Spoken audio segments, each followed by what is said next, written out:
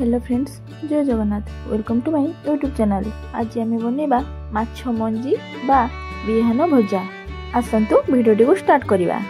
प्रथम मो माछ मंजी को भल भाव धोई नहीं से लुण हलदी लंका गुंड भल भाव पकई नौ जीरा गुंड भी से ऐड करने से सब को भल भाव गड़े नबा। आपण माने एही माछ मंजी को बड़ा करि परिबे नहले ताको भाजी खाई परिबे। मु एही माछ मंजी को भाजीबी। मु एही माछ मंजी रे किना लंका गुंड अल्प किछि पकई नेछि भलो कलर आसिया पई। ये देखंतु प्याज को छोट छोट करी काटी मु रखी नेछि।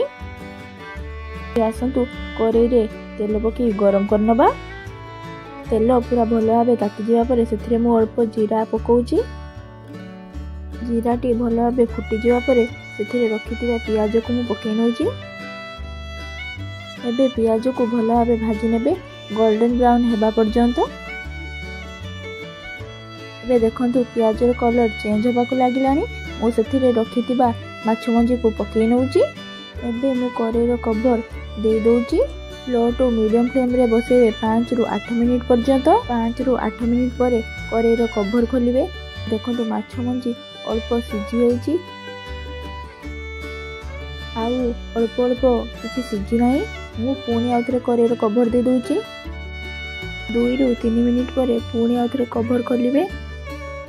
देखंतु माछ मंजी पूरा भल भाव सीझी जाइए।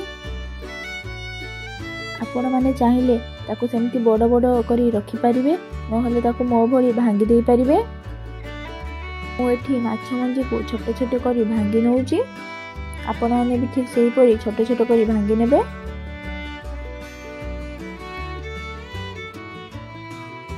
एबे ताको भल भाबे भाजी नबा टिके गोल्डन ब्राउन होबा पर्यंत।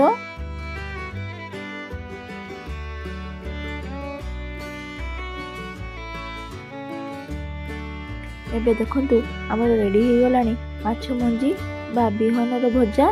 एबे मु ताको प्लेट को सर्व कर नौची।